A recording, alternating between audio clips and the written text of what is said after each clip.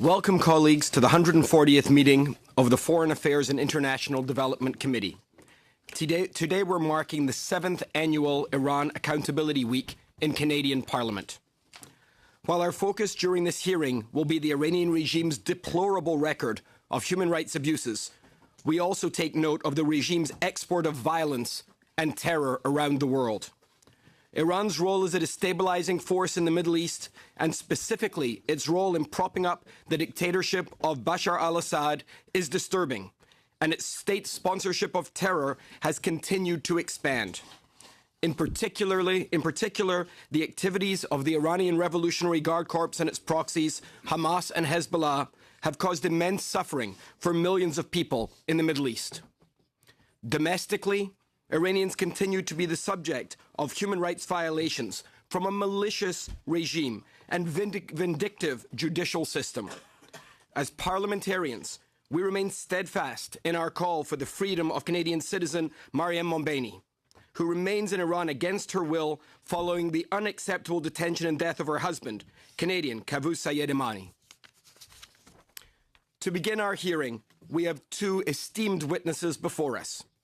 By video conference from London, we have Shireen Ebadi, a lawyer, writer, and teacher. She received the Nobel Prize for Peace for her work to promote democracy and human rights in Iran. We are also joined in person by Masih Alinejad, a political activist and journalist. She is a leading advocate for women's rights and equality in Iran. Both Dr. Ebadi and Ms. Alinejad shared the distinct experience of having been imprisoned by the Iranian regime for their work. Ms. Ebadi, if you would like to begin with your statement, we will then proceed to Ms. Alinejad and then move into questions from the members. Dr. Ebadi, please begin.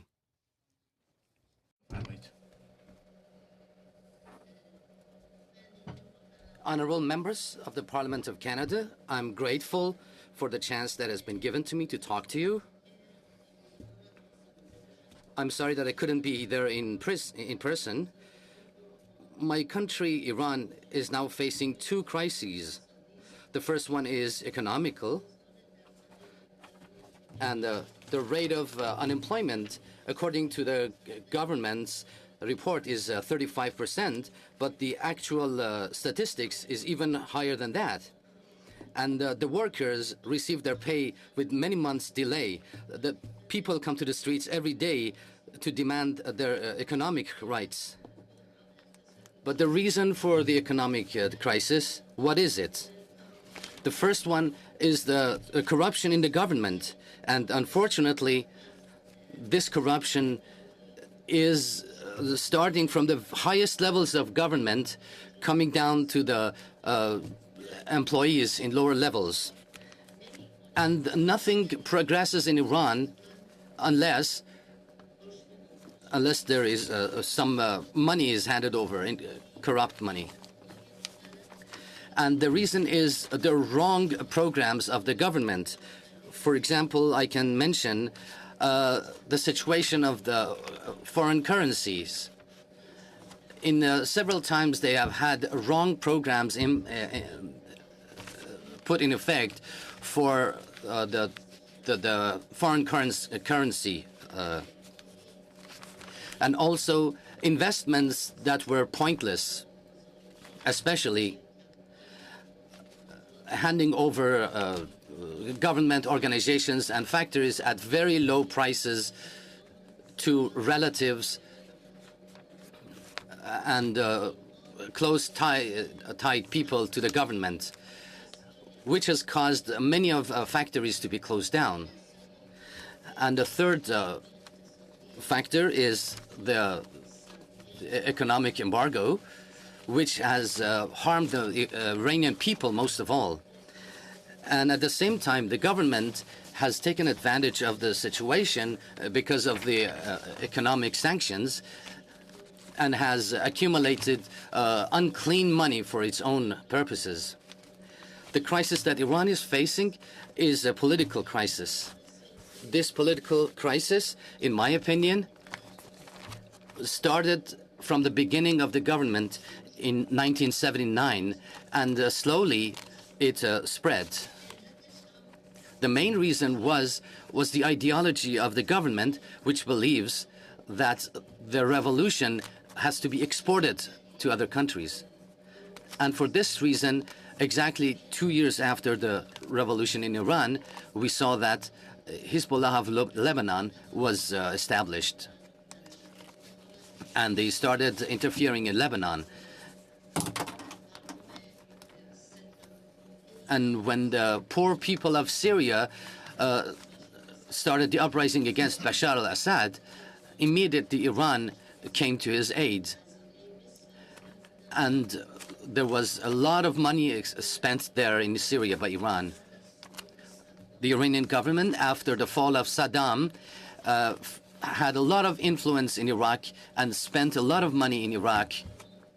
The Iranian government has given arms to the Houthis of Yemen and has armed them against Saudi Arabia.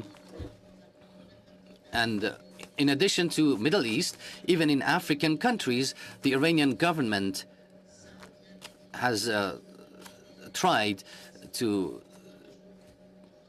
influence and establish ties with the dissidents. For example, Senegal cut its ties with Iran 3 years ago, although it has its relations again. Or Morocco cut its ties because of arms aid to the dissidents. For this reason, in the region and in the world, Iran has been isolated. The number of countries that support Iran is very few. And of course, they have their own political and economic profits. For example, Russia has always been supporting Iran because it has many advantages in its ties with Iran, or China because of its many contracts with Iran.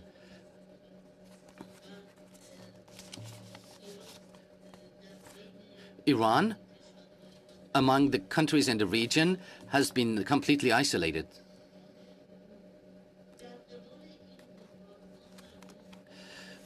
Because of these crises, and in the middle of these crises, the people of Iran are always protesting and coming to the streets, but they are always cracked down upon by the government. And the only response from the government to the people is threatening society with jail, with imprisonment, and sometimes executions. Unfortunately, in Iran right now, we have executions of political prisoners, and several people have lost their lives because of their opinions in the last few years. The number of people executed in Iran due to opinions is not clear exactly because the government would not announce them, and the families are threatened not to speak about that. Cracking down on the social organizations has been widespread. My organization was closed down after the office was closed. My colleagues were imprisoned. I would like to mention one of them, Ms. Nargis Mohammadi, who spent 6 years in prison. And after completing her sentence, because she continued her activities, she was arrested again, and this time was sentenced to a total of 16 years in prison, 10 years of which must be served. And right now she's spending the 5th year of her sentence.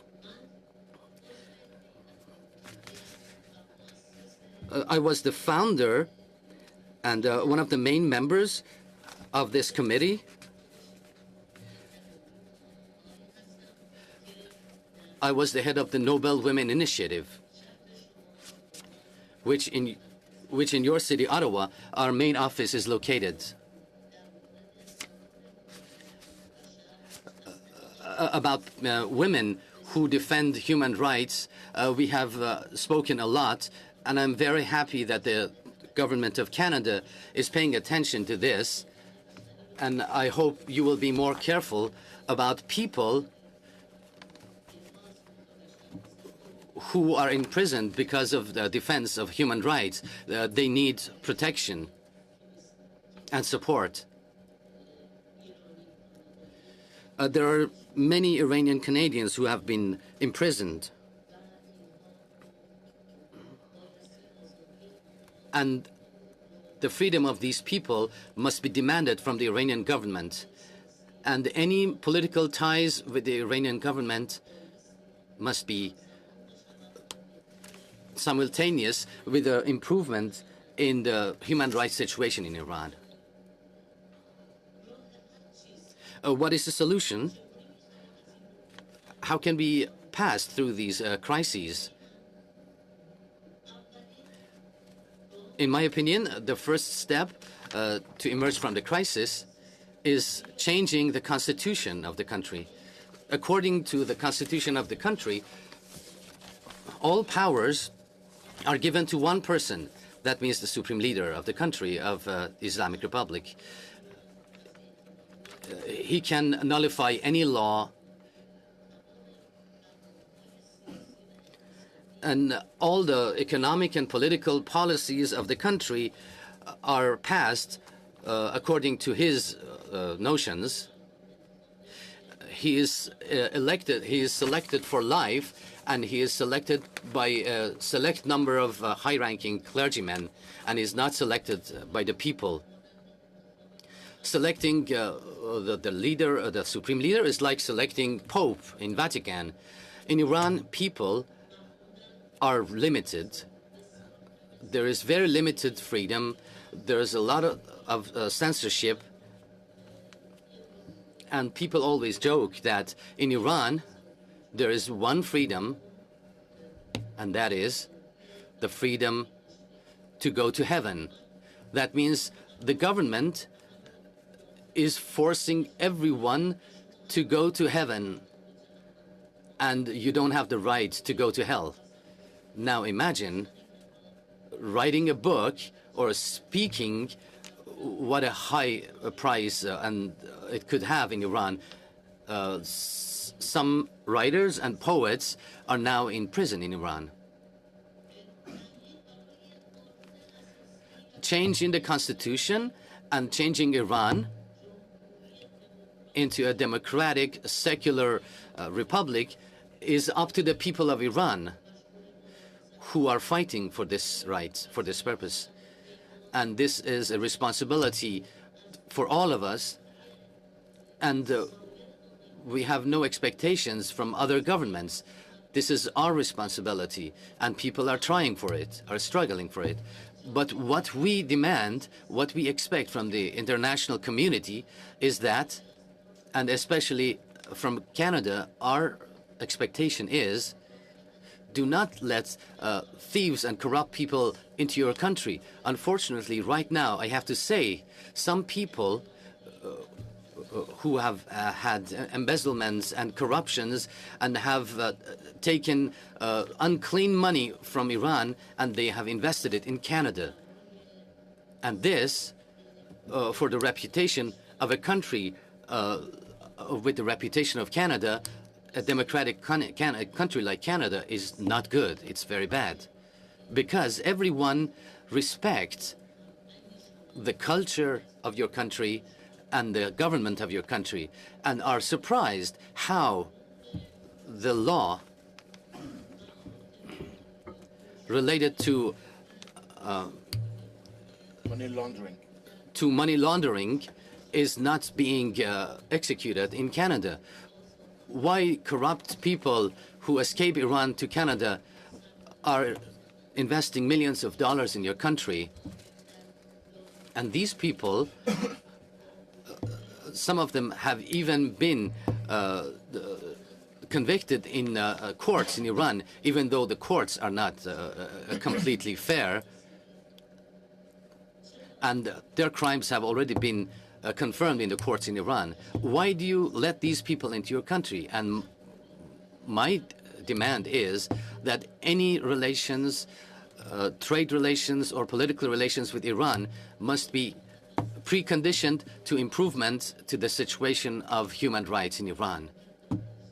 And especially freedom of the defenders of human rights in Iran, especially people who are lawyers. At the present time,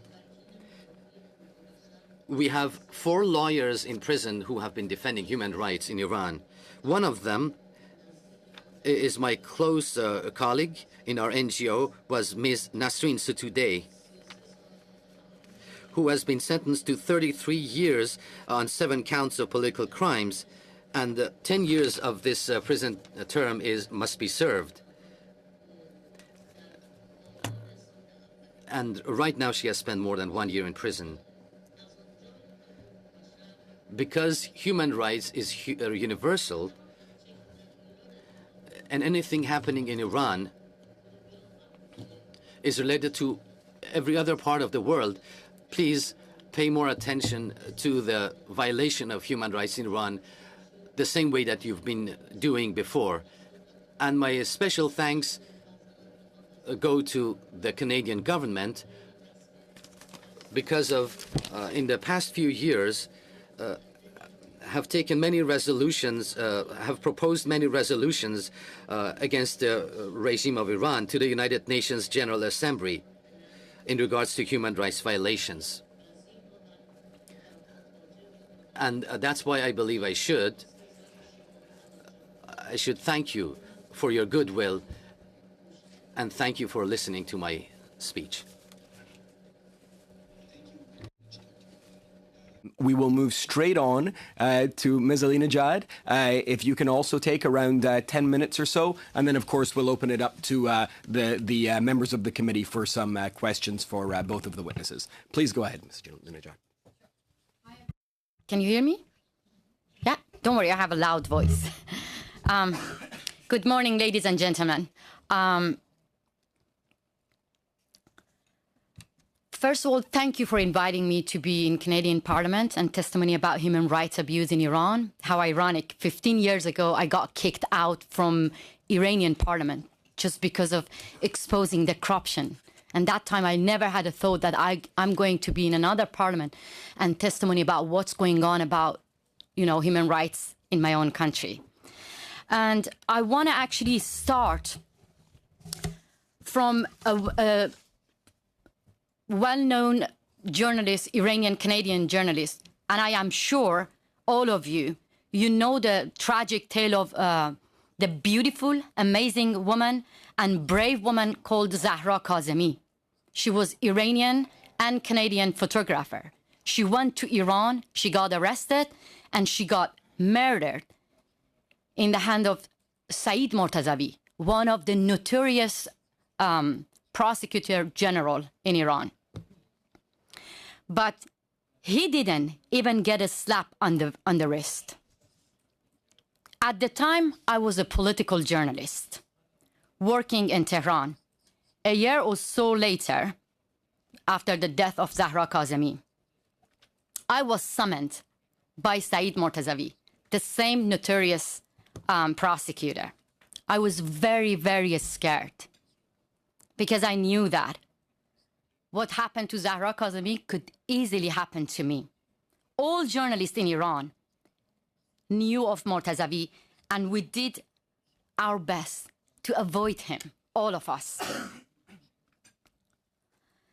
Saeed Mortazavi was the nightmare, not for just the journalists or political activists, for a lot of protesters as well. So he didn't get justice punishment. What happened in 2009, during the protest again, after the stolen election, so he was in charge to arrest the protesters. And what happened? There were 4 protesters who got killed in the hand of Saeed Mortazavi again. In 2009, there were more than 100 people got killed. Thousands of people got arrested. And I myself, I just interviewed the family of 57 people who were killed in Iran protests. So today, I am here to tell you that as long as there is no independent judiciary system in Iran, there is no freedom of expression, no political freedom. There is no free press. There is no freedom for, practice your own religion. There is even no freedom to choose what you want to wear in Iran. And none of these oppressors being punished in Iran, then the responsibility goes to every individual outside Iran and international communities to take responsibility and take an action. I want to speak about a system which makes life hell for women as well. There is no other word for it. Girls from the age of 7, they have to wear hijab. They have to wear compulsory hijab. And if they don't, they won't be able to get an education. They won't be able to get a job. They won't be able to get driving license. They won't be able to get any kind of official documents. So in fact, they won't be able to live in their own country. They will be kicked out from their own homeland just because of not wearing hijab. 5 years ago, that was actually the reason. 5 years ago, I launched a campaign called My Selfie Freedom. And this is a homegrown campaign. It's a grassroots movement, which has more than 3 million followers on Instagram and Facebook. So I provide a platform for women inside Iran to practice their civil disobedience, taking off their hijab and walking unveiled in public, which is a punishable crime, but they want to challenge the government. But the risk is very high. So in only one day, the government of Iran arrests 29 women of White Wednesdays movement. So the campaign has different initiatives. White Wednesdays, it's about women going in public and waving their white headscarf or holding their white headscarf. And another initiative, which is called My Camera is My Weapon. So women practice their civil disobedience and they film the harassers. They film the morality police while being beaten up. They film the extremists, which the government of Iran and the law allow them to go and beaten up women and force them to wear hijab. So for 5 years, we spoke up about compulsory hijab, very, very loud. But all the politicians around the world, they kept silent. They didn't want to touch the issue. Why? Because they think this is a very sensitive issue and they don't want to talk about it. And another reason is because of some negativity about President Trump in the United States. So they want to keep silent the whole world because they don't want to be associated with Trump's administration and put pressure on Muslim minorities. Let me be clear with you. I am a victim of travel ban. I haven't seen my son for 2 years, but I haven't seen my family for 10 years. And Trump is not guilty here. This is the Islamic Republic, which banned me from hugging my family. And they interrogated my 70-year-old mother because of my activities here. So when I am loud enough to condemn travel ban, then I have to invite the rest of the world to condemn women ban, to condemn the ban of all Iranians who have different thoughts. So when I raise the issue of compulsory hijab, people have 4 arguments to keep me silent. First argument, they say compulsory hijab is a cultural issue. Then we don't want to talk about a cultural matter. Let Iranian people deal with it. And I remember when Javad Zarif, the foreign minister of Iran, went in France, he was challenged about hijab. A female politician from France actually asked him that why you force non-Iranians, female politicians around the world who go Iran and visit your beautiful country to wear hijab. You know what he said? He said, hijab is part of our culture and foreigners should respect it. First of all, I photoshopped him in our so-called culture. So I photoshopped him in hijab. And I said, if this is a culture, respect it yourself. So if anyone want to understand how it means to be forced to respect the culture, try. Wear the hijab by force for only 1 day. Then you will understand. And you never say that forcing a woman to wear hijab is part of your culture. And more important than this, culture is flexible. It's not written on stone. Changes from generation to generation. And more important even that, let me be clear. Before the revolution, women in Iran had the choice if they wanted to wear hijab or not. My mother used to wear hijab before the revolution and right now. So here we are talking about compulsion and calling a discriminatory law part of our culture. This is an insult to a nation. So second argument that people around the world keep me silent about fighting against compulsory hijab, they say that this is the law of the land, so we have to respect the law. It's wrong. Slavery used to be legal. A bad law should be challenged to make it a respectable law. Many women in Iran, they sacrifice their life to challenge the bad law. And then when you legitimize the same law, you're actually empowering the government to put more pressure on women. In one day, when one of the women from my campaign, Shaparak Shajarizadeh, who got arrested just because of waving a headscarf in public, the same day, there were 3 female politicians from Netherlands. They went to my country and they obeyed compulsory hijab law without even challenging it. And their argument was that we wanted to respect the law. When a woman risks her life, get arrested to challenge the bad law, then this is the responsibility of all the female politicians around the world when they go to Iran to understand the point and challenge the bad law. Why? Let me give you another example. Because if my government go to France, the first thing that they ask is remove all the alcohol beverages from any official dinner. Why? Because they stand up for Islamic value. They never say that, you know, this is the culture of France, or this is the law, and we have to respect the culture of another country. They stand up for their value. So I want you to stand up for human rights value.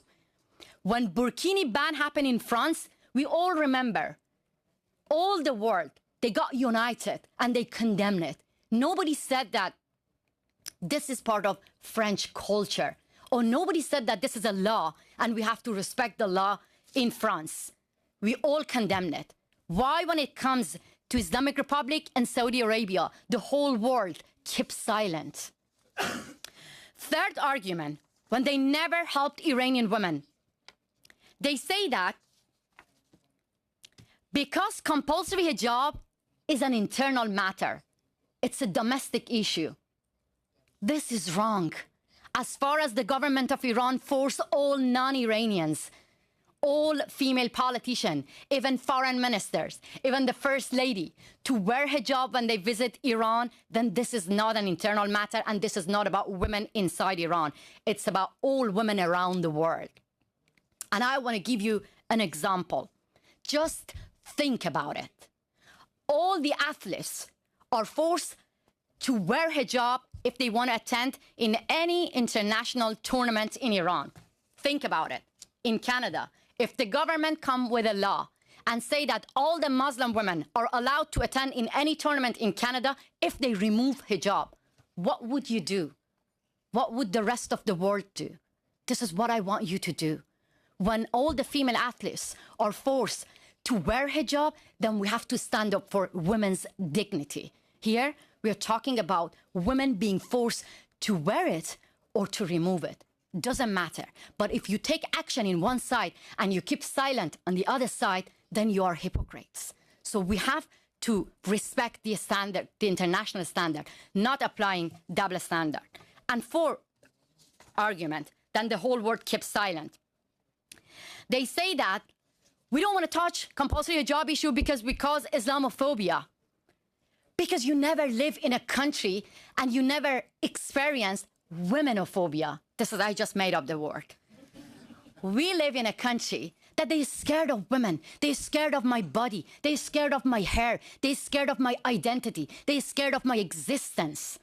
So you think we causing Islamophobia, or the law lashes me, or the law arrests me, or the law beaten up me, or the law kick me out, or the law interrogate my mother? we causing Islamophobia by lashing people because of drinking, because of thinking, because of choosing another lifestyle? No. All those Sharia laws, which count us second-class citizens, these are actually causing Islamophobia, not us. So believe me, supporting women's rights in Iran and Saudi Arabia doesn't make you Islamophobic. Join us. And last thing, they always say that this is a small issue. Middle East has so many bigger problems. Let's just focus about bigger problems. Let me be clear with you. In 2014, the government of Iran arrested 3.6 million women just because of wearing inappropriate hijab. And within 8 months, they impounded 40,000 cars just because the drivers were having inappropriate hijab. You still think this is a small issue? This is not a small issue. When the headscarf and hijab is in the hand of government that force you every day to carry a fake identity. For 40 years, the government of Iran wrote their ideology on the backs of Iranian women. So we are the one carrying the most visible symbol of oppression with us. For 40 years, this became the genetic code of the Islamic Republic, the main pillar of the Islamic Republic.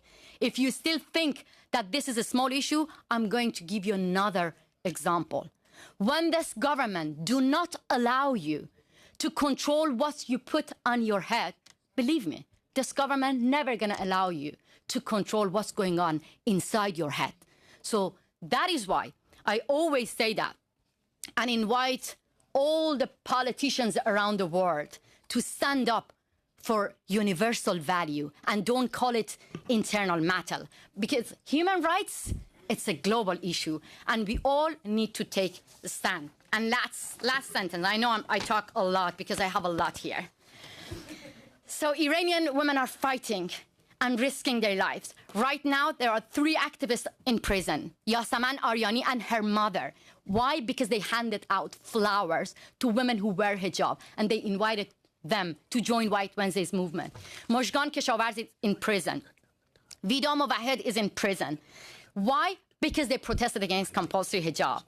So if you still think that this is a small issue, think about women are being in prison just because they want to make decision about their own body. My body is my choice, and this is not a small issue. When Iranian women are fighting for their dignity, then take a stand and make the Islamic Republic responsible. Sanction all the oppressors and make them accountable. And ask them to release all the women who protest against compulsory hijab and ask them to release all the political prisoners. That's my demand and the demand of many Iranian women inside Iran. Thank you so much. Thank you.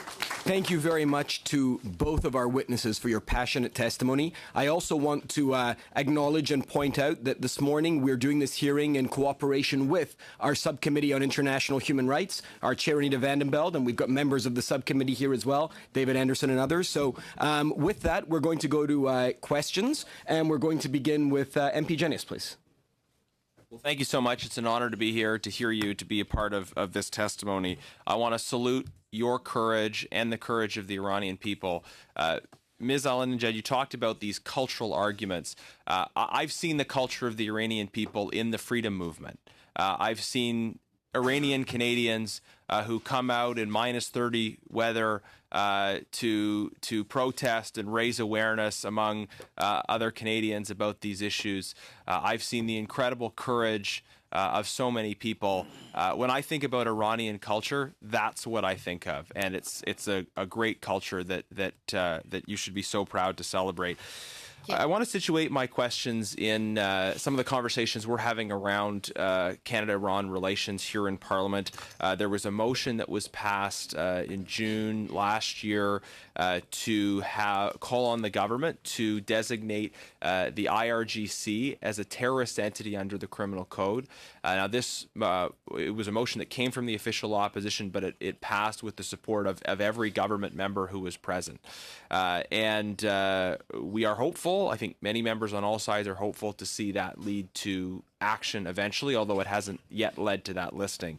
I wonder if you can tell us specifically about the role played by the IRGC in the issues you talked about, both within Iran or throughout the region, and some of the counter arguments we hear on sanctions issues are people say that sanctions are gonna hurt the people, not the regime. So if you could speak to that as well, why, if you agree that a sanction targeting the IRG specifically is going to be helpful to the people of Iran. Thank you so much for this important support targeted sanction. And I want to make it clear that yes, when you sanction, general sanction, it hurts Iranian people. These are just ordinary people are suffering from, general sanction. But target sanction, sanctioning, Sepah and the Revolutionary Guard and Iranian national TV, this is what the Iranian people want. Because these are the main propaganda tool. The Islamic television actually bring the workers, activists on TV to do a false confession. And they do that to a lot of activists, political activists, student activists, women's rights activists, the lawyers. So, and Revolutionary Guard as well, they had an important role to oppress the Green Movement, which, as I said in my testimony, more than 100 people got killed, and that was Revolutionary Guard responsible. So that is why I strongly believe that target sanction would help people, and actually a lot of people using social media to express themselves, because when Javad Zarif or the president of Iran condemned that and asked the rest of the world to read their Twitter account and understand that people are not happy about sanctioning the Revolutionary Guard, I have to make it clear that it's a big lie, because Twitter is filtered in Iran. So the government of Iran actually filtered social media to ban people from expressing themselves. And how ironic, they're using social media to say that, this sanction is hurting people. People were actually taking the street in Tehran and saying that our enemy is here. They lied to us. Our enemy is not America. So they were asking for the benefit of the deal. People celebrated Iran deal in the street, dancing together. They were very happy. And the main slogan in Iran protest was that, why are you sending money to Gaza? Why are you sending money to Lebanon? Why are you sending money to Syria? So they were complaining about didn't receive the benefit of the deal. So that is why they are supporting, actually, the sanction of the Revolutionary Guard, many people in Iran, and sanctioning the Islamic main propaganda tool, Iranian national TV. Thank you. I want to get in one other question for the end of my time, but before that, Ms. Zabadi, do you want to comment on the IRGC issue?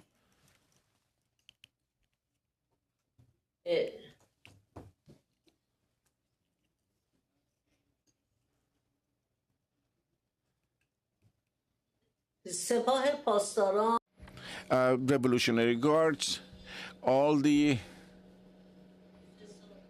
corruptions, economic corruptions in Iran. When I spoke about them, a big majority of them goes back to the Revolutionary Guards, because they are present in all the economic sectors, and all of them belong to Revolutionary Guards, as well as that Revolutionary Guards not only is a force, is not a military force, but it's also a big economic force, and also has a huge security sector to it.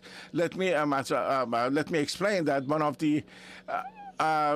your Said Qaboos Emami, one of the scientists who was an NGO, human rights NGO, part of an NGO,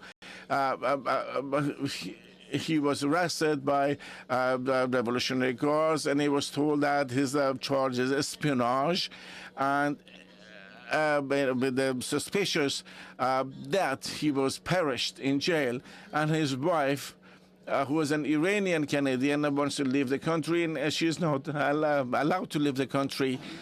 And the 7 people, their charges were espionage, and they were arrested by the Revolution Guards and are in the Revolution Guard jails. But the Ministry of Information, Ministry of Intelligence announced several times that they are not spies. In fact, there is a government within a government. And in this plan, which is Revolutionary Guards, and I am completely in agreement with sanctioning Revolutionary Guards, because they must, their hand must be cut off from the power. And I remember again, remind you again, Zahra Kazemi, when Ms. Ali Najad just mentioned, and who was tortured, killed in jail, was my client. And I'm completely aware of the file. Zahra Kazemi was killed by Revolutionary Guards, arrested and killed. And other Iranian Canadians, Homa Huzfar, Ramin Jahan Beklu, Maziar Bahari, they were all arrested by the Revolutionary Guards. Therefore, I am in agreement in sanctioning Revolutionary Guards, but I emphasize again. Dr. Ebari. But let me add this. The economic sanction is against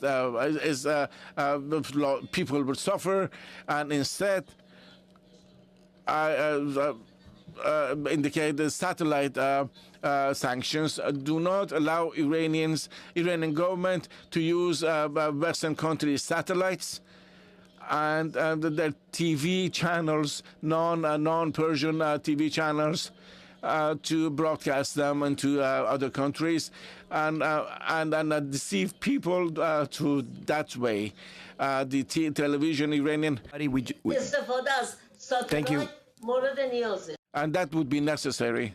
I just want to leave time to make sure we can get to the other questions. And we're going to go straight to MP Vandenbeld, please. Yes, thank you very much. And Ms. Abadi, Ms. Alinejad, I just want to express my absolute respect and admiration for the work that you're doing, for your perseverance, for your courage. And Ms. Alinejad, you talked about the women of the world being in solidarity with Iranian women, and I can assure you that the women of Canada are there standing side by side with Iranian women. And the men, the men, absolutely. We need the men and the women. Thank you. And I'm very struck by your testimony about 3.6 million women arrested because of what they wear. And you used words like women ban, and actually I think a very apt expression, women-phobia, that is happening there. I think that's probably a very accurate expression. The morality police, the kinds of things that are happening today to women in Iran. But it wasn't always like that. And Ms. Abadi, I noted on your CV, you were a judge. Yeah. Women were educated. Women were in senior positions. You spoke about culture. You spoke about law. But if you look at the culture and law before 1979, this was not part of that.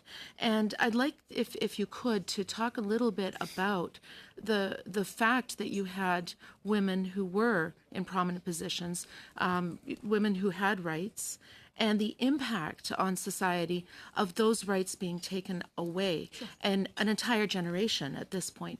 And how can we internationally help Iran to be able to get back, and help Iranian women to be able to get back to a place, or even further, to be able to have those basic fundamental human rights? Sure. Shall I start, or Mr. Abadi want to answer? Go ahead.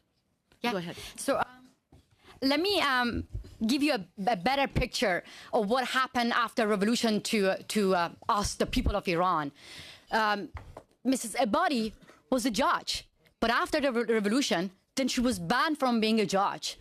So we had female ministers, we had singers, we had women, entering stadiums or practicing any kind of sports that they wanted to do.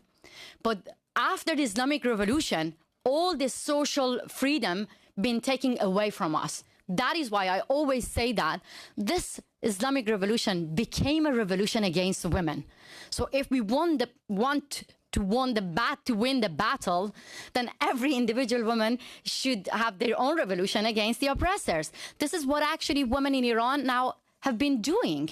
And just want to give you an example about the cultural change in Iran. From the beginning, when I launched my Stealthy Freedom campaign and invite women to join the movement against compulsory hijab, people were saying like, you know, it's going to create a cultural war.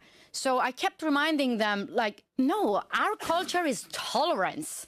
Before the revolution, as I said, we had beautiful picture of women walking side by side together. And this is my dream, to walk with my mother shoulder to shoulder. She wears hijab and I don't want to wear hijab. So it was difficult for people inside Iran. But right now, this is the most prominent civil disobedience movement in Iran, that people are actually creating a cultural transition, like talking together, having a free debate. One woman actually using her camera, and she filmed the morality police to show the rest of the world that this is not our culture. This is the, one of the most discriminatory law, where women were being beaten up, and she filmed it. And she sent the video to me, and I published it on my Instagram. It got 9 million views. Believe me, the supreme leader of Iran doesn't get that much views. So that actually shows the power of ordinary women who bring change within the society. But what we want is, do not ignore them. An international community recognize these women. Before the deal, when Catherine Ashton, the High Representative of European Parliament, EU, went to Iran, their condition was that we want to come and have a deal, but we want to meet with the human rights activists. So they got it, and they talked to Narges Mohammadi. But after the deal, what happened? They buried human rights deal under nuclear deal, and they ignore human rights. What I want, do not bury human rights and care about these people who are fighting within the society. Ms. Abadi, I would like, perhaps from your own personal experience of what you've experienced on this.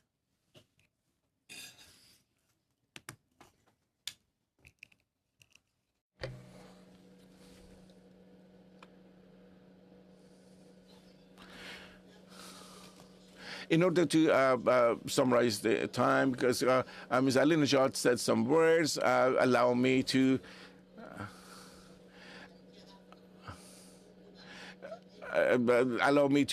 answer the next question by myself, because if we want to answer the same question twice, there will be a lot of time spent on this and we won't get to the others. One of the parts of my question was about what the international community can do. What international women, I know you're part of the Nobel Women's Initiative. There are others that are part of the World Movement for Democracy. And we as legislators, what is it that the international community can do that would actually empower women in Iran? And we'll start with Ms. Abadi.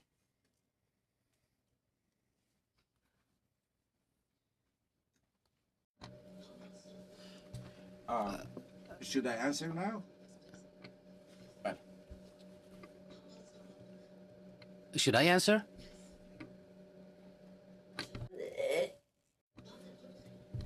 I'll speak very briefly. I can tell you that this revolution caused all the rights that the women had to be lost. And this revolution, I have called this revolution the revolution of men against women, because all rules against women were passed during this regime. Only 4 months after the revolution, before the constitution was passed,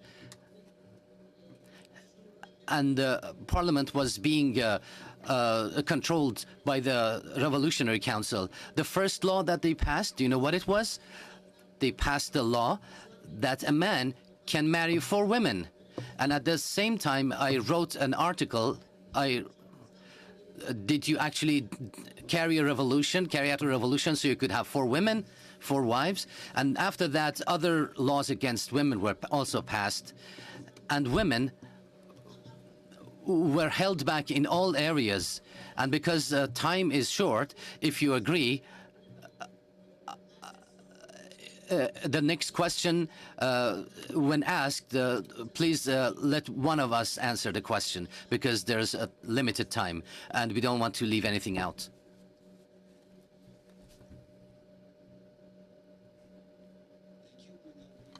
To MP Caron, please. Merci beaucoup. Thank you very much, Ms. Al-Najad and Ebadi, for very compelling statements and testimonies as well. Je vais commencer avec Madame Ebadi, en fait, parce que vous avez... I'll begin with Ms. Ebadi. Indeed, given that you spoke of the fact that Canada is a land which facilitates money laundering from Iran, I tend to agree with you inasmuch as that in February 2019, there were arrests carried out by our RCMP here in Canada, taking down a money laundering network. 17 people were involved, 17 arrests, and 23 million in funds were seized. It is indeed an issue, and the Finance Committee had studied this money laundering problem and recognized that Canada had very weak legal provisions when it came to examining illicit monies coming into Canada from Iran or elsewhere. And our principal agencies, FINTRAC or Canada Revenue Agency and the RCMP, should work more closely together. Given that you seem to understand this issue, how broad a problem is it, the illicit entry of funds for money laundering here into Canada from Iran? I would like to hear your recommendations on this. It seems that the government would like to strengthen our approach by creating, among other things, an agency which would draw together some of the forces of the three groups I've mentioned earlier. What are your recommendations when it comes to creating such a new agency and how it should work and what work it should carry out?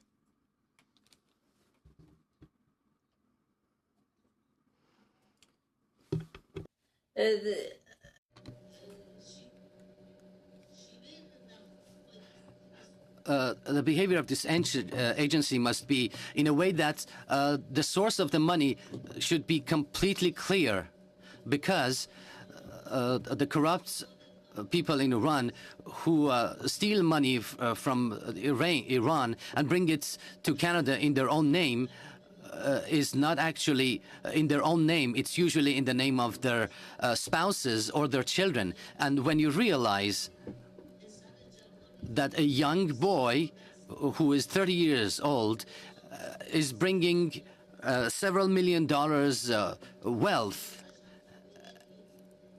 and his father is a citizen of Iran, and he himself has double citizenship of Iran and Canada, you could easily ask him, how did you make this amount of money? What was your business in Iran? So to discover the truth is not difficult. Also, Iranians who live in Canada and who defend human rights provide the names of the people who are recognized.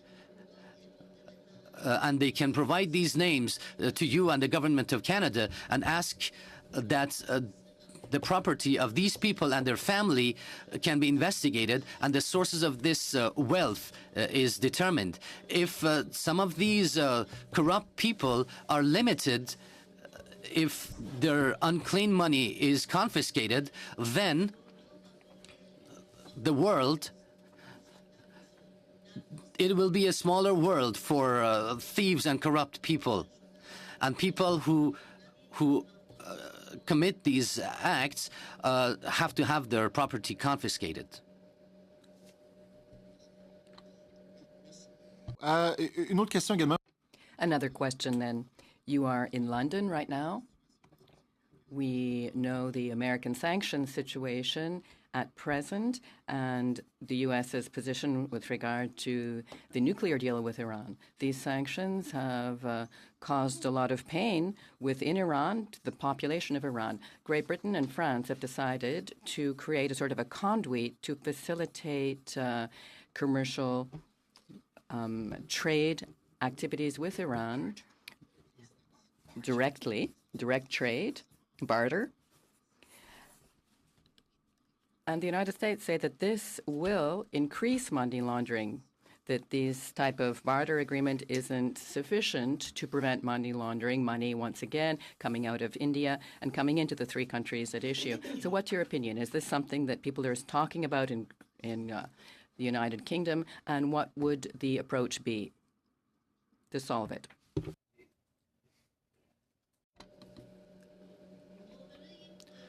Bartering must be only limited to food and medication. What people can benefit from directly. Also, you can,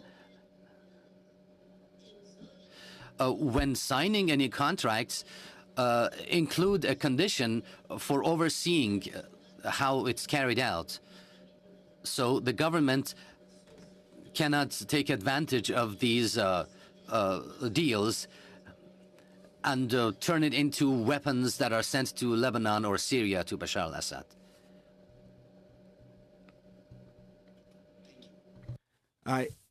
We've got time for a short last question, and I'm actually going to take that time myself. Ms. Ahmadinejad and Dr. Ebadi, we've seen over the last number of years the situation for human rights in Iran getting worse and worse and worse. Rates of executions are up, rates of persecution are up, and this applies to women, religious minorities like the Baha'i, the LGBTQ population in Iran. We're seeing a deterioration and an increase in the brutality and repression of this regime. I'm wondering if you can leave us with a message for parliamentarians in Canada, a message for parliamentarians in other countries of what the reality is like for the people of Iran, very separate than this brutal regime. The people of Iran, what do they need from us?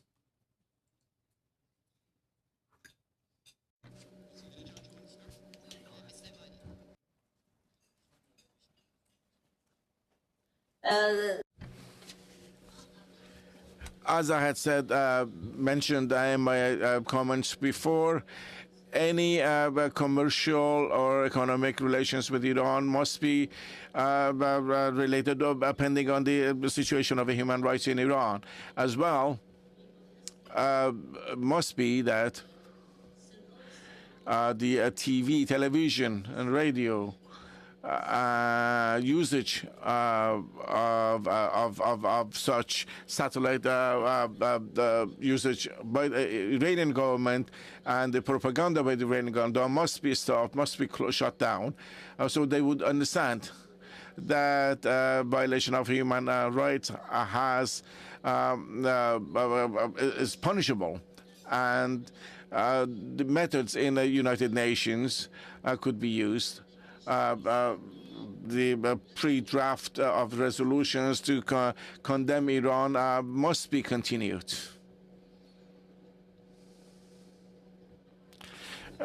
He said about those people who were actually before in power and stole the money of Iranian people, and they easily can travel to United States of America and Canada. I want to just say that how ironic. These government always, used to brainwash us to say death to America, and now all their relatives are America enjoying the freedom. Even the children of the hostage takers, they are in America. Even one of the minister of Ahmadinejad who stole the money, and he's in America. He's very well known because of the corruption. And those people who were in power, they easily can travel in Canada, but human rights activists, they get arrested in Iran, or when they escape from Iran, they get stuck in Turkey. It's obvious. You can help and you can do a lot. Take an action and sanction the oppressors and help human rights fighters who get, risk their lives, their family's life, and they don't have the same freedom that these people coming to the West and enjoy the freedom. That's it. Thank you so much.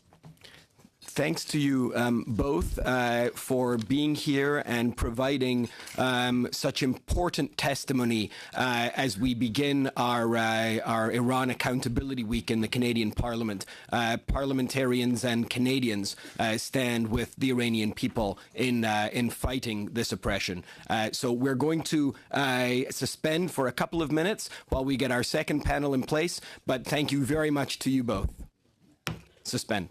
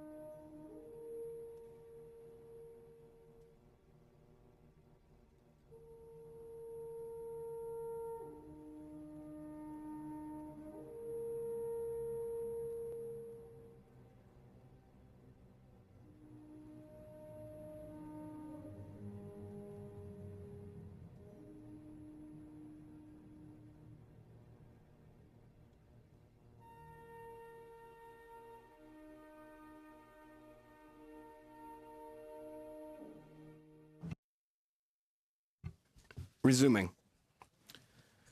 We now have our second panel of witnesses for Iran Accountability Week. I'd like to welcome Nikahan Kosar, an Iranian journalist, cartoonist, and geologist now living in Canada following his arrest for his work in Iran. He is the co-founder of the Cartoonists' Right Network of Canada. Also before us today is Richard Ratcliffe, an individual I had the honor of meeting at the recent Geneva Conference on Human Rights. He is the husband of Nazanin Zaghari Ratcliffe, a British-Iranian dual national who has been detained in Iran since April 2016 and sentenced to 5 years in prison on espionage charges. Their daughter, Gabriella, has been unable to leave Iran since then as well, and Richard has not seen her in a number of years.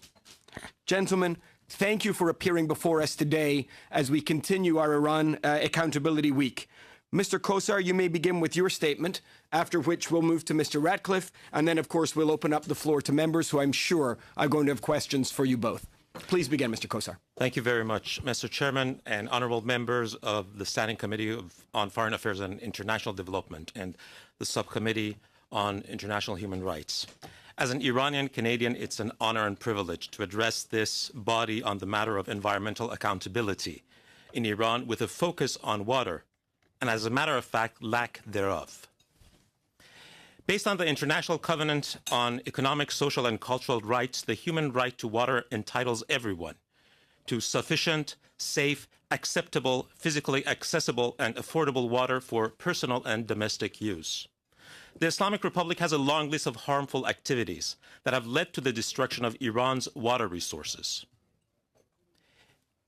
which has also resulted in misery, retrogression, and environmental rollback of the country. Unsustainable projects such as the construction of over 650 dams without proper environmental studies and giving permits of digging 400,000 wells in addition to shutting an eye on 430,000 illegal wells have had major negative effects on surface and groundwater resources all around the country.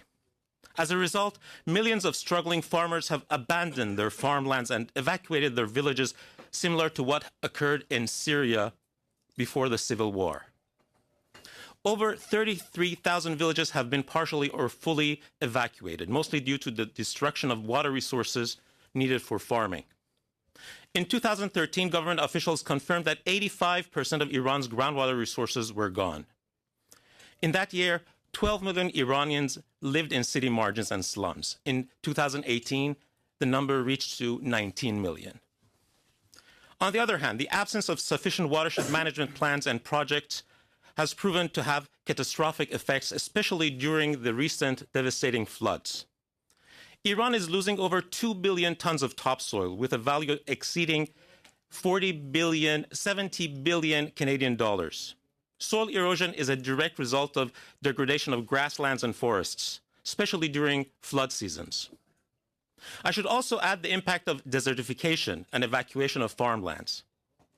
Throughout the recent floods in western and southwestern provinces of Lorestan, Ilam, Khuzestan, Fars, and the northern province of Golestan, dozens of innocent Iranians were killed because of murky floods, but mostly because of bad management. Over 10 million Iranians have felt the trauma that could have been managed and substantially contained.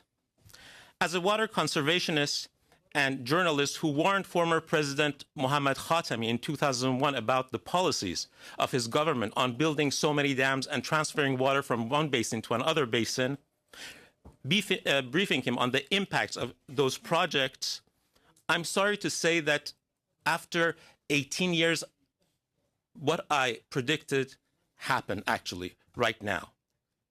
Iran is a water bankrupt nation. While ignoring the importance of watershed management and maintaining aquifers, they have destroyed everything. The continuation of those policies led by a number of former student leaders who occupied the U.S. Embassy in 1979 with the help of the Revolutionary Guards is destroying the nation. Those student leaders and the Revolutionary Guards are responsible for so many dams that have blocked rivers and have killed aquifers. Different government administrations have cooperated with the Islamic Revolutionary Guard Corps, IRGC, to build major dams and interbasin water transfer projects without considering the environmental and social impact of building these megastructures. As a result of the reckless construction of dams such as Karun 3 on the Karun River, tens of villages have drowned and evacuated. Thousands of hectares of farmland have been destroyed. Thousands of years of history and cultural inheritance has disappeared. And tens of thousands of inhabitants have had to migrate to slums and margins of towns such as Izeh. Until the recent torrential rainfalls, Lake Urumia had lost about 90% of its volume due to the construction of over 70 dams and depletion of the basin's groundwater and unsustainable development of farmland in the region. Water rights of marshes and farmland being transferred to other regions has distressed the people of the Isfahan province, where farmers were constantly protesting for over a year. Depletion of groundwater resources has resulted in land subsidence and desertification. In late 2017 and early 2018, victims of regime strategies, including its water policies, many of whom have lost their jobs and farms, joined the nationwide unrest. Since December 2017, protesters who have lost their lives were from regions and towns such as Durud, Toyserkan, Qahrijan, Kazeran, and Ize that have suffered from water scarcity.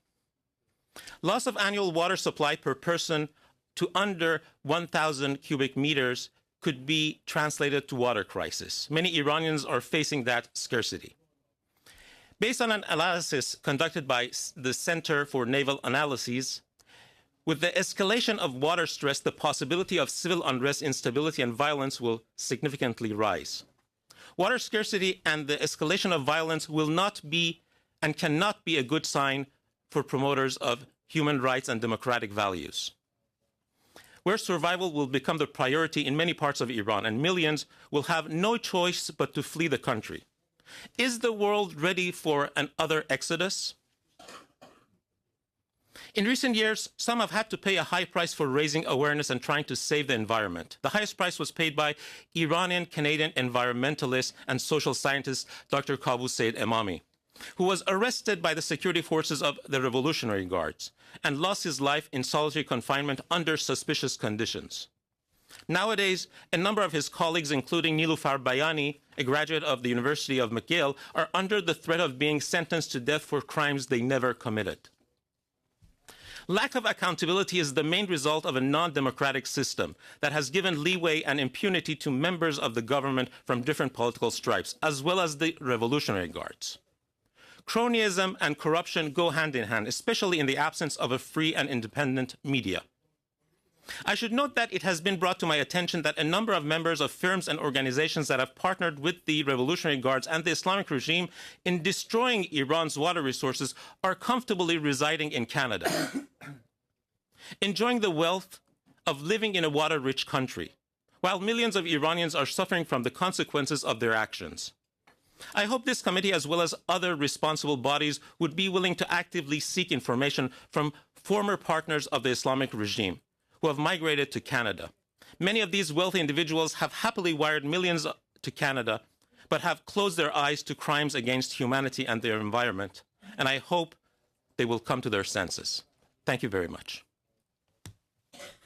Thank you very much, Mr. Kosar. And now we will move to Mr. Radcliffe, please.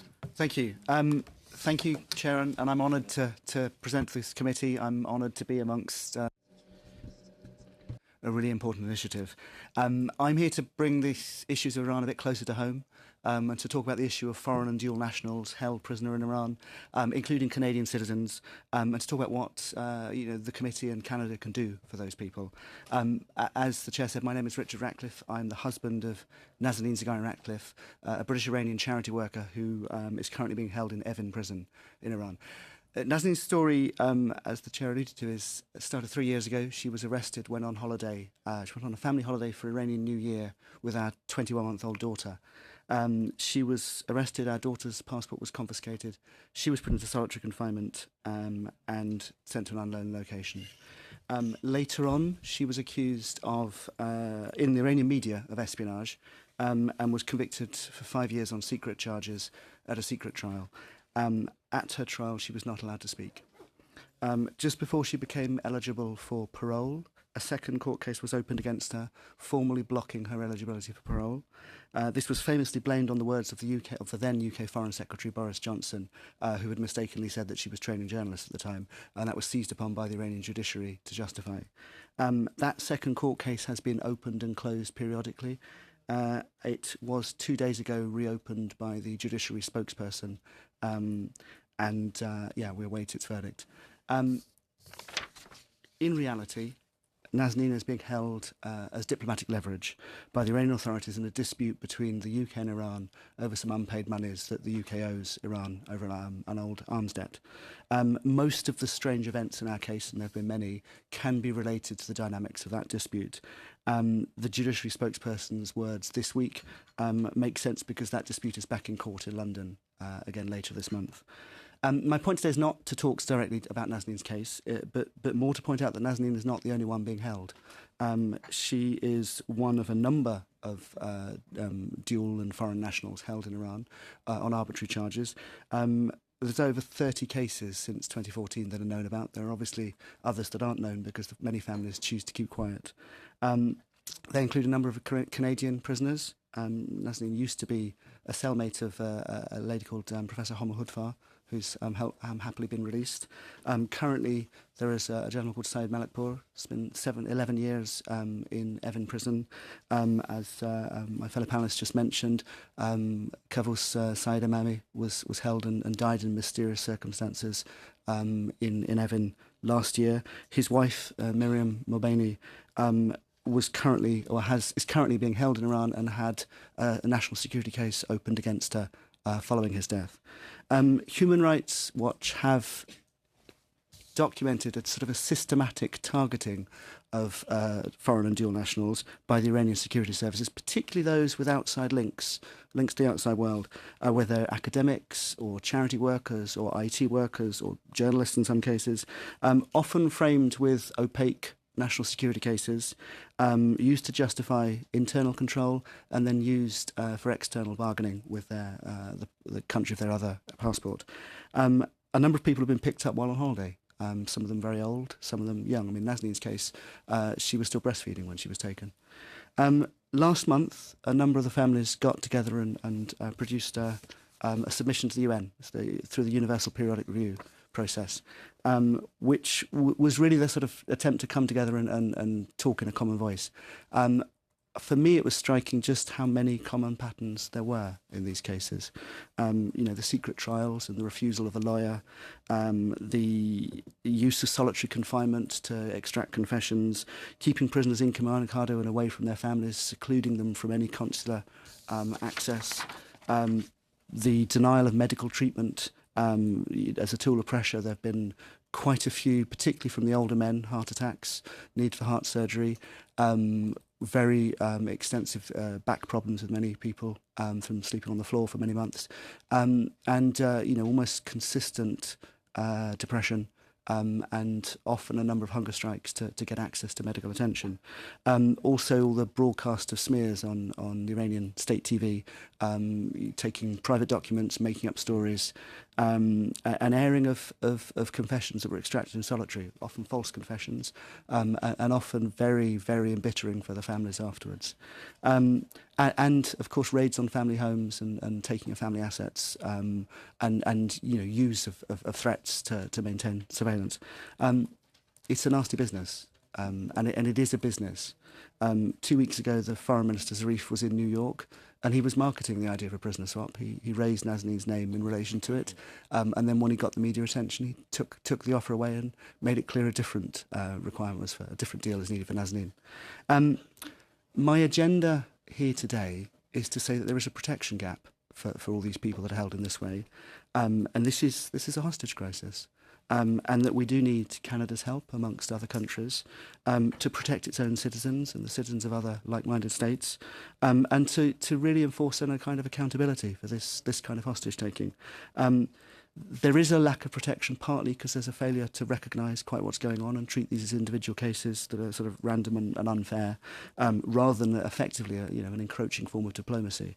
And there's also, it is worth noting, I mean, Iran's special in many ways, but they're not the only country that takes foreign citizens and uses them for leverage, and Canada's got experience of that with China currently.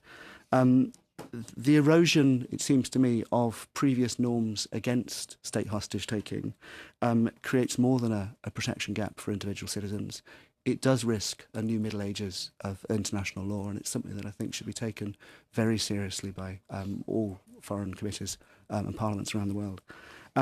I mean, the common frustration for us, and the complaint you'll hear from Canadians and the Brits and wherever, is that not enough is done for our individual families, and that our cases sort of can be like flotsam on the sort of seas of bigger political concerns, whether that's the nuclear deal or whatever. I think for me the issue is one of approach and accountability, and that's why this week is very important. I think after 3 years there needs to be a very clear calling out of hostage taking, and I think Canada can play an important role in this. It has done in other human rights areas. There are obviously two specific areas that we're talking about. One is the work at the UN, which we just did the submission. Canada plays a very important role with Iran human rights resolution. It's a leading voice on the Universal Periodic Review process.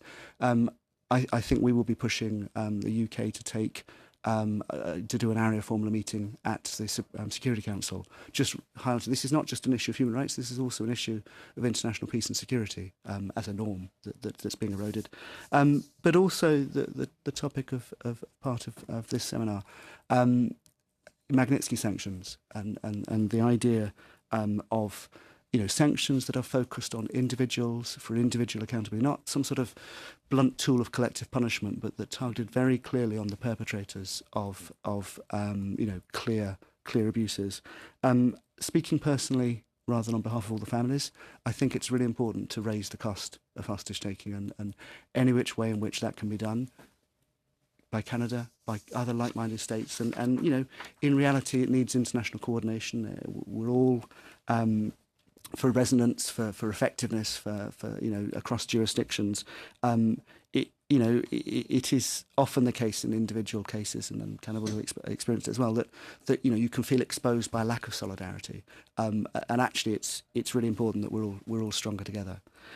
So I think 3 years have taught me that systematic abuses are rarely solved by euphemism and not acknowledging what's going on, but through shared values and through accountability for a shared world.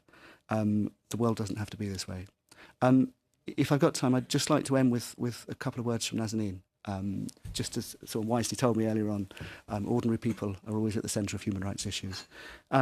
She wrote a letter on the anniversary of her arrest. Do you remember the time that I was so proud of my country and I used to tell you and your family and friends about every little detail? Do you remember I used to insist on going to Iran each year to spend Nowruz? I will never ask that again. This isn't what I was trying to teach about my country, to you and my family, on your family. The first 9 months of last year were spent because of an uncommitted crime in various solitary cells. Many days during which I believed that I would never see you again. Every day and every second I would submerge more and more into an ocean of doubt and fear and threat and loneliness, and more than anything, mistrust. No one would see me scream for my 2-year-old daughter who wasn't in my arms. But hold my hands. Let us finish this chapter. We shall overcome this pain. Today, freedom has got one day closer. Thank you all for being here today. Thank you very much, Mr. Ratcliffe. Thank you, Mr. Kosar. We will now move to questions from members, and we are going to begin with MP Anderson, please. Thank you, Mr. Chair, and I'll share my time with Mr. Abultayoff. I want to thank both of you for being here today, and especially Mr. Ratcliffe. I don't think that we can possibly understand what you've gone through, far too far away, and there's far too many people in the situation you find yourself in. I just wanted to ask you, I don't know if you can actually tell us this, but do you have contact with your wife, or do the families who have prisoners held, do they have contact, and what is that contact? Can you talk a little bit about that? So yes is the honest answer, and it varies over time. So broadly, our experience is when someone's held in solitary, we had no contact for the first couple of months, which is sort of the really live interrogation period. And thereafter, I was allowed phone calls. She was allowed to call me, which would typically be a very short phone call with someone standing next to her interrogator, so a very sheltered kind of sharing of information. But at least we'd know she was alive. Probably all the time that... Evin prison, which is the main prison in Iran, is controlled in different parts by different bodies. And the interrogation part controlled by the Revolutionary Guard is pretty terrifying. Very controlled communications. When you go to the regular ward, and so after Nazanin was convicted, and in fact after her appeal, she was moved to the regular ward, so she's now one of the women's prisoners with some very inspiring women. There's a rota as to when you got phone calls. So I can't ever call her, but she can call me. All the phone calls are recorded, but it's not quite so interesting. So most of the cases that mostly certainly the Canadian cases I'm aware of, that they are now in that situation, so they're able to have once or twice a week phone calls, normally enough to to know how someone's what the news is. Not necessarily great if someone's really despairing to be able to sort of, a 10-minute call, you know how someone feels, but you can't really do anything about it. So some of the toughest parts in the whole process are probably Nazanin being, despairing on the end of the phone, and me not being able to be I can be a campaigning husband, so I can take information and use it in the media and use it in Parliament. But to be a real husband and just listen to her, not so easy. Okay, thank you. Your wife was working for a charity when she was arrested. The NGOs have had trouble in Iran. I'm just wondering if you have any knowledge, or you can talk a little bit to us this morning about religious minorities and the pressure they face as well. We've talked about women, about prisoners, about some of the impacts on men or whatever, but Baha'i in particular have been a group that have been targeted. Do you have any information on that you could share with us? So not facts, but yeah, there's obviously quite a few Baha'i women in the cells with Nazanin. Some really inspiring, uplifting people. We were just talking that there were a number of Baha'i women who were released just recently, and they were very lovely, calming influences. And when they left, the ward's a bit more fractious now, which is sort of a terrible thing to admit.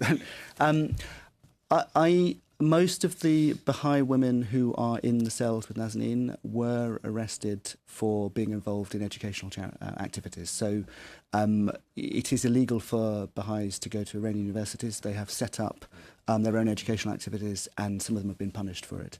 And they are remarkably resilient and impressive people. Thank you. I'll turn my time over to... Thank you both for appearing this morning. And the question to Mr. Koser, you highlight on an area where the water crisis in the country. I know this is a regime that is very pragmatic outside Iran and very corrupted inside Iran. Now, 33,000 villages out of 64,000, almost more than half, have been partially or fully evacuated. Do you believe that the corruption is there on one side, on the economic side, but on the political side, do you believe that these villages could belong to certain minorities in Iran that they have no rights whatsoever? Because I'm aware of in Al-Ahwaz, for example, there's over 17 million people that they don't even have the right to have schooling or proper schooling. So would you be able to detail or highlight on those minorities that they're suffering as a course of this? There have been so many villages in marginal provinces in near the Iranian border with Pakistan, Afghanistan, and also with Iraq that have been evacuated for different reasons. One is water that I'm mostly concerned about, but also they are mostly from the Sunni minority as well.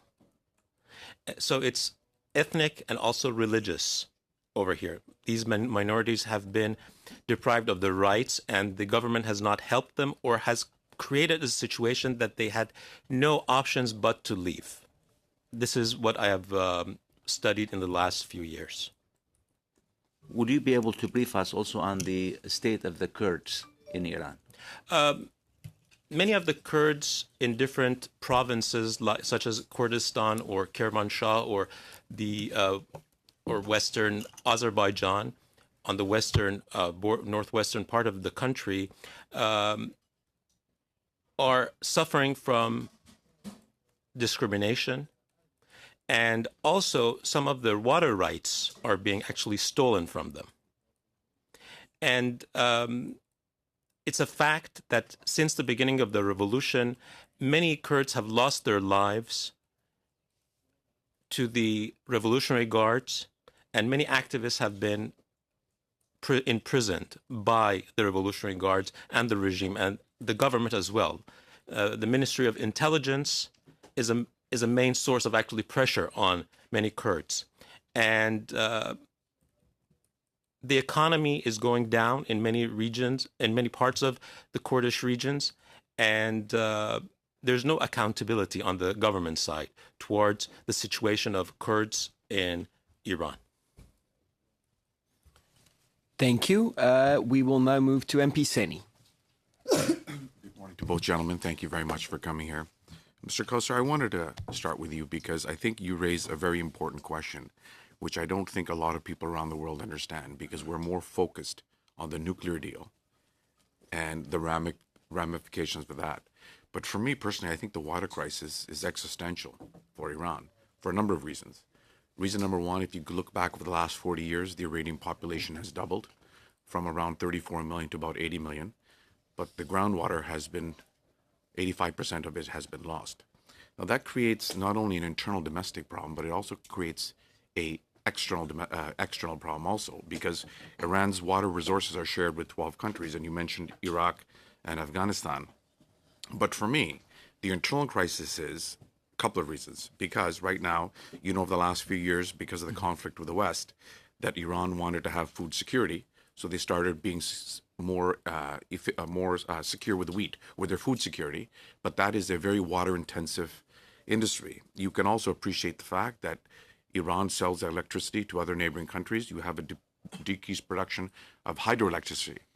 You also have issues where now the desalinization that they're trying to do is also requires natural gas to pump it up to higher altitudes, so the natural gas consumption is going down. So not only do you have a water crisis, but you have an internal stabilization crisis also. You have 60% of the population which is under 25. You have high rates of unemployment. You also mentioned high rates of homelessness. So for me, I don't, there's even talk, and you mentioned it, but even the head of your environmental agency in Iran has said over the next 25, 30 years, there could be up to 50 million people that leave the country. That will have a devastating effect to the neighboring countries. Why is this situation not being analyzed or focused upon, not only externally, but internally also? One thing is, I should say that I'm working on a documentary about water crisis in Iran, but I traveled to Israel last month to study the achievements and the experiences. If you compare Iran and Israel in the last 70 years, Israel has turned into a green country from what it was yellow, and Iran has turned from a green country into a yellow country. The water resources of the people of Iran has gone from, let's say, more than, I think possibly 13,000 cubic meters per person has gone to around 1,000 cubic meters per person. For bad agriculture, bad food production policies, and not just about the sanctions. It started with the ideology of Ayatollah Khomeini. Because he wanted to confront every country in the world, and he believed that we can use whatever resources we have to have a bigger population. Ayatollah Khamenei a few years ago said that the population needs to reach 150 million, while we don't have enough water resources for 50 million. So you can see Iran doesn't need external enemies until it has the regime actually destroying its natural resources. Many people, I want to compare Israel and Iran. Many people in Israel understand the value of water, but still in Iran, people in cities who have enjoyed having very good tap water do not understand what people in other parts of the country in rural areas are facing. There's a big gap between people in major cities and in rich neighborhoods with the people in rural areas who have lost their farmlands because of the regime's policies and bad water management.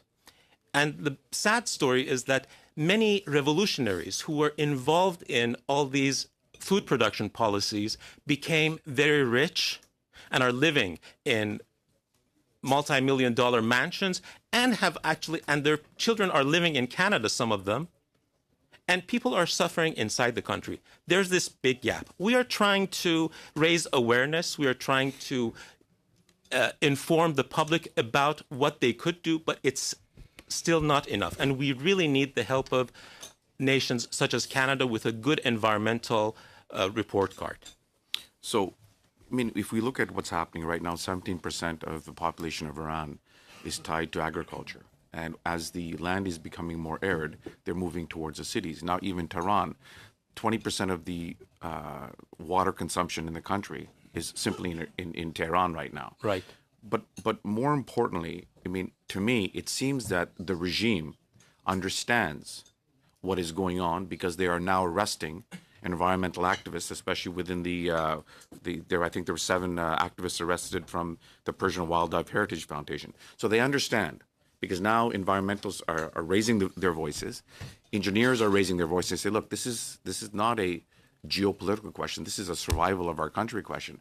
But I still fail to understand when that is so apparent publicly, so apparent internationally and domestically, for the regime's own survival in 20, 30 years. And I know part of it is corruption too, because the regime has built dams when they're not necessary. They've taken contracts. I think Mr. Rouhani also diverted a river to his province for political purposes. But what I don't understand is for their own survival, why are they not focused on this? Because I'm sure the people recognize that this is the question. That's a great question, but I would add that many of them do not believe that the regime would survive for even 10 years, because that's the reason that I can see they are wiring and funneling money to out of the country.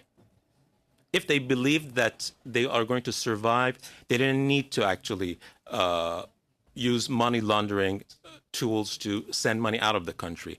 And I think many of the Iranian leaders are not even sure of their own future after the death of Ayatollah Khamenei. Thank you very much. Monsieur Caron, s'il vous plaît. Merci beaucoup. Thank you very much. Thank you. Let me begin with you, Mr. Kausar. Kausar, this is my question. I find it quite paradoxical that a regime that wishes to be self-perpetuating is leaving aside such an important issue. You are a geologist. You understand watersheds, something that I do not. My question is, can this situation be corrected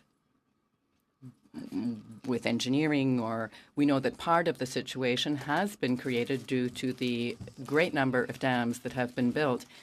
If that trend were changed, if some of the dams were taken down, for example, could the situation be improved?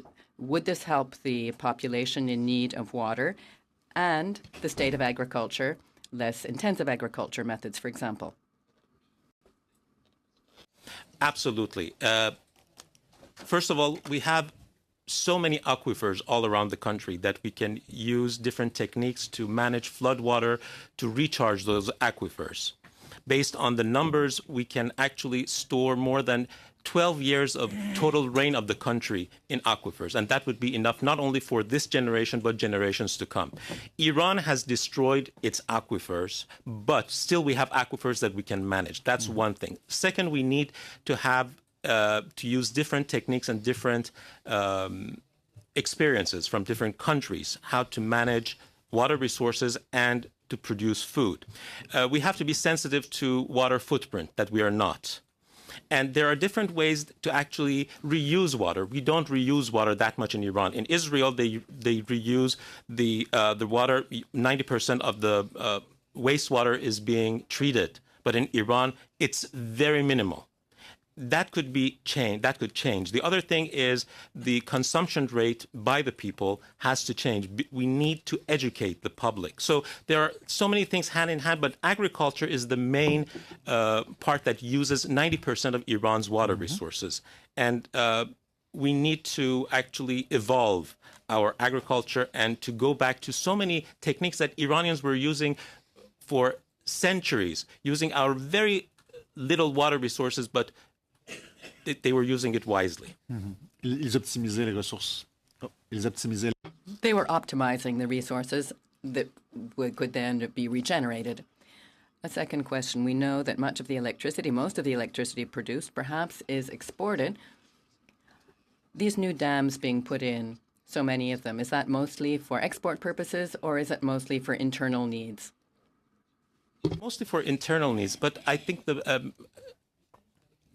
a very small amount of the electricity, the hydroelectricity, is actually produced through the dams, and electricity produced through the dams. We usually mostly use thermal techniques to produce electricity, but the Ministry of Energy uses this excuse to create clean energy. But we could have used solar panels, we could have used wind energy to produce electricity, and the regime is not investing in those two sectors. Merci beaucoup. Monsieur Ratcliffe. Thank you very much.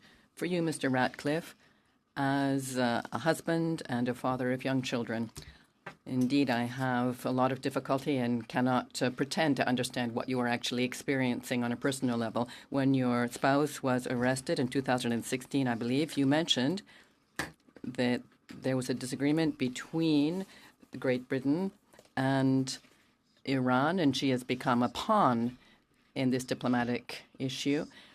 Iran has begun to shift its approach and to speak of prisoner exchange, something that it wasn't speaking of earlier. We know that the UK, as Canada, does not approve of this approach. Why do you think the request has changed? If it were more of an economic request from Iran asking for certain payments to be made to it, why is it now that they're asking for something new? Thank you. It's a good question. My sense of it is that they're not actually asking for something new. So my sense of we were very surprised by the prisoner swap offer. The prisoner swap offer was made in the States and was specifically to an American audience, invoking Nazanin's name, but the prisoner on the other side was held by the States effectively, and it was then clarified that it was an offer for the US.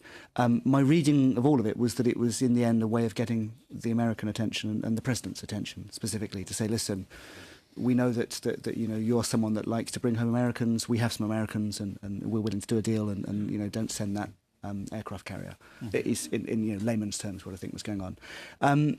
What the foreign ministry spokesperson in Iran signalled afterwards was that they were still interested in another situation. And as I said, Nazanin's second court case was reopened 2 days ago. To signal, you know, that they're dissatisfied with something. You are absolutely right that UK policy is not to do prisoner swap and not to endanger its citizens in that way. That would be true for many countries. One of the sort of two-tier conversations we have with the British Foreign Office is to say, listen, there's an industry here that you need to find a way to challenge and to stop for the long term. And then there's also real families and real people that you need to find a way to bring home. And you have to do both. And I'm not saying that's an easy job, but you have to do both. And it's not okay to just wait and pretend it's not happening, which, you know, in some hard-nosed policy terms would make sense. You have to call out the Iranian regime and challenge them that it is not okay to use people as leverage. And in fairness to the current Foreign Secretary, Jeremy Hunt, that's what he's been doing, and he's been quite clear. So he was very strong in critical of Foreign Minister Zarif's offer. And we'll see how things move. Simple.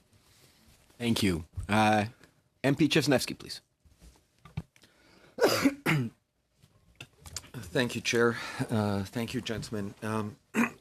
It's clear that the Islamic Revolutionary Guard is a state-sponsored terrorist organization, as has been recognized by our House of Commons, and that the Iranian theocracy is not only a sponsor of terror, but, as we heard from previous testimony, is also a corrupt religious oligarchic state.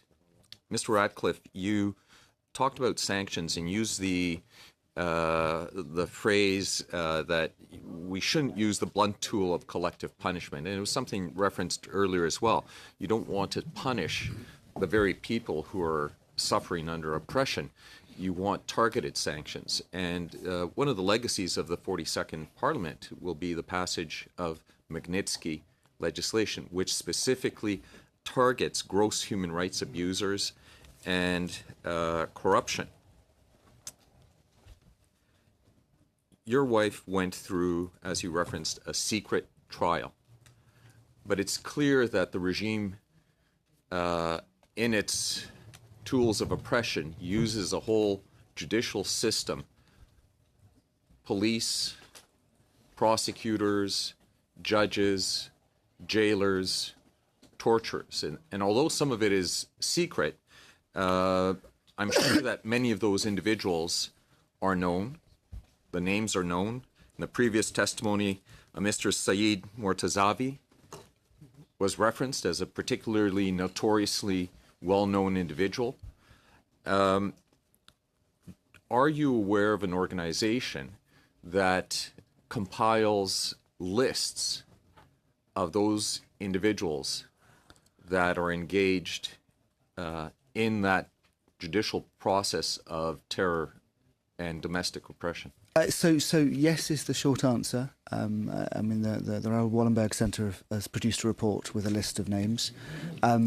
I think some of those names are directly connected to Nazanin's case and the cases of others. Some of those names I can't hand on heart say that they're directly connected to Nazanin's case.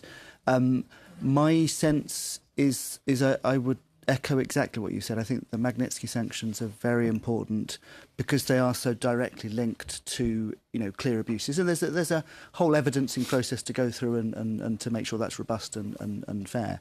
And I'm not sure we've done it so that we could, I would want to sort of say, okay, that name and that name and that name. But I think it's a really important tool. I suppose the only thing I would say is, so I would echo absolutely that the judicial process seems to be an extension of the security services. The TV seems to be an extension of the security services. And it's not, our court process wasn't fair.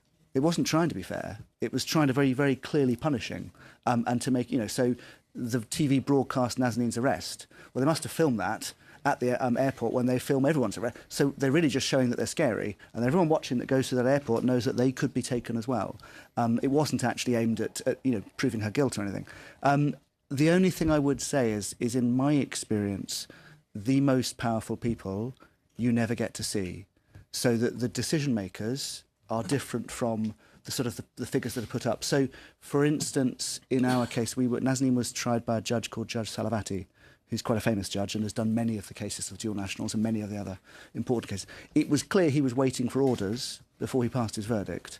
Now, it's not clear who gave him the orders. So I think it's an absolute imperative to focus Magnitsky sanctions on those who are directly culpable, and it's then clear it's not some sort of grand conspiracy against Iran. It is challenging individual abuse. That said, there will be a detective process to work out who is really making the decisions, because as others have said, there is a sort of an arm's length dynamic to the Iranian state where it will allow for others to go and rebuild a life elsewhere. Thank you.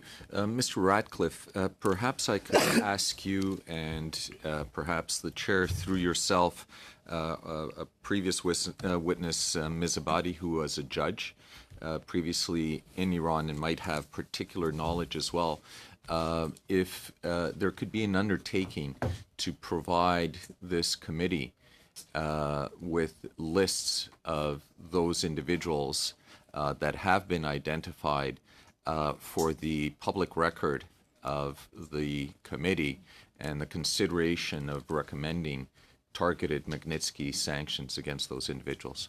Thank you. Thank you very much. MP Bayless, please.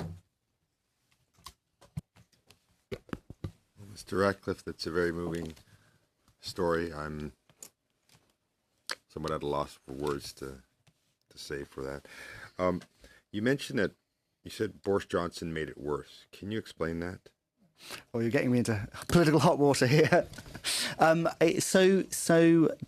those, it would have been on the televisions around the world, so you may be partly familiar with the story. But in short, the then Foreign Secretary came before the UK Foreign Affairs Committee in the House of Parliament and gave evidence on Iran, amongst other things, and got asked a question about Nazanin, to which he responded inaccurately. And said, defending, saying, well, listen, it's unfair that she's been imprisoned because as far as he's aware, she was just training journalists when she wasn't. She was on holiday. And it was picked up by the Iranian judiciary and announced as a justification for this is why we've opened the second court case against her. Clearly the Foreign Secretary has confirmed that she's guilty, and then it was on the Iranian state TV and it was run for day after day after day. And because, he had got it wrong, because there was the potential of a second court case and that was going to, add an extra sentence, it became a big live issue in British domestic politics. And I suddenly, for a brief period, became a very important person. So journalists calling me the whole time and sort of camping outside our front door to find out what was going on. And, so I think, in reality, of course, they were playing a cynical game and they were using his words to signal displeasure because there was this other issue that was running along. It clearly would have been better if he's spoken better. We will see with the second court case whether it does get blamed in the courtroom. So it kind of highlights the challenges that he's trying to speak out, and not want to get into the politics of what that he's trying. I assumed he was trying to help, but he misstepped or something like that. I guess it shows the challenges. Like, we would be in the same boat. Let's say we took a picture with you and said something negative against the regime. That might actually make things worse, would it? So no, it's a fair question. It's a fair question, and it's a fair question that all public figures have to think through. I mean, I think in a context where I've just talked about Magnitsky sanctions, you're probably quite safe in terms of where the resentment's going to come.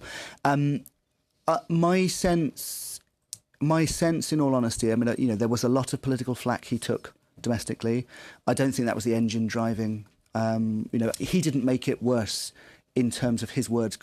It played through, and they were used, and it would have been prudent, I think, for the Foreign Office to have been a lot more strident in saying, "Listen, that's just nonsense. Back off." Whereas they kind of accommodated that. But I suppose if the question is, should we speak out on behalf of Canadian citizens abroad? Well, you have the same challenge yourself too. I assume you want to speak. You've had to make a decision. Do you speak out loud and clear, or do you try and play along?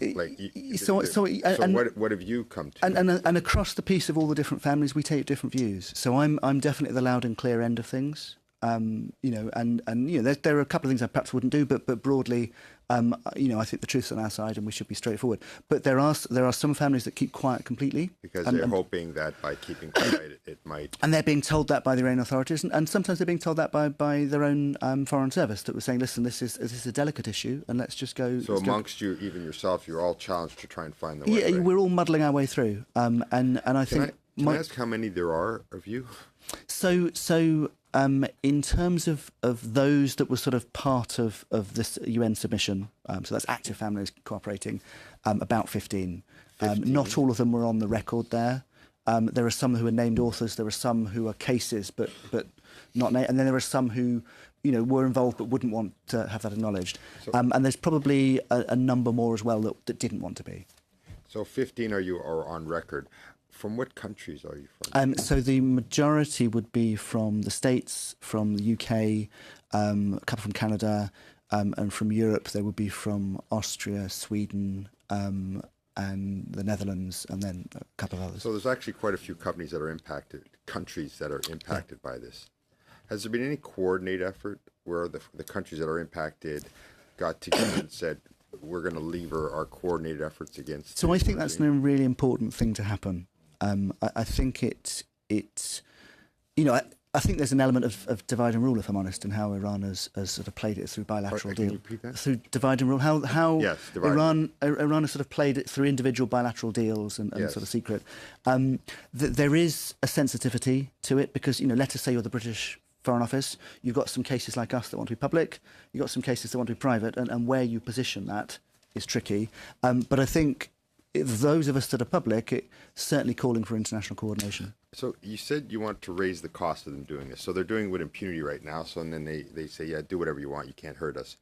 So if these countries were to get together and say, okay, let's raise the cost, as you said, how would they collectively be able to really raise the cost to say, okay, you're going to stop this? Well, I would have thought something like some Magnitsky sanctions, coordinated, same sanctions. So if we were to take the Magnitsky sanctions and say, but let's coordinate it, so let's all act in parallel. Yeah, and maybe get some other countries that they haven't yet kidnapped people and say, why don't you join in on it? Yeah, for sure. I think that would be very helpful. I think also, the UN as a vehicle for the Universal Periodic Review process, that's where Iran is up in front of the UN, has to justify its human rights record. That can be sort of coordinated for different countries raising the same points, specifically targeting on 3 or 4 issues, one of them which could be... Because they killed, as you know, they killed a Canadian citizen in cold blood that was brought up by the... Yeah. And not letting his wife leave the country. So I think it's of its time. And I think quiet bilateral diplomacy hasn't worked in many cases, and clearly standing up and saying, look, this is just a norm of, of course there are differences between different countries, but it's a norm of statecraft. You do not hold each other's citizens as leverage. It just doesn't work. Thank you very much. MP Anderson, please. Thank you, Mr. Chair, and thank you, gentlemen, again. got such a divided situation and so many potential solutions here that don't seem to be working very well. We've got U.S. sanctions being cranked up, the EU basically trying to avoid the application of them. Foreign Affairs Minister traveling to Turkey and Syria, and I guess I'm just a little bit interested in hearing what you think the role of Turkey will be in the future. And then specifically, there's a pipeline agreement through from Iran to Pakistan that's been delayed for some time. It seems like the Pakistani government has made a new commitment to that. Just interesting from an environmental perspective how you see that and whether that's going to go ahead or if that's just kind of rhetoric in the face of the sanctions that have been now imposed. And then wrapped up in all of that, of course, is this whole atmosphere of corruption that seems to permeate everything as well. That's right. Basically, if the IRGC gains money from all these contracts, things will happen, will go forward. That's what I can say based on my experience following the activities of IRGC. But on the other hand, I should point out that Turkey has a negative environmental impact on the whole region because of blocking Tigris and Euphrates, actually the tributaries and all the rivers that have to pass through Syria and Iraq, and at the end reach a marsh and wetland between Iran and Iraq in the south.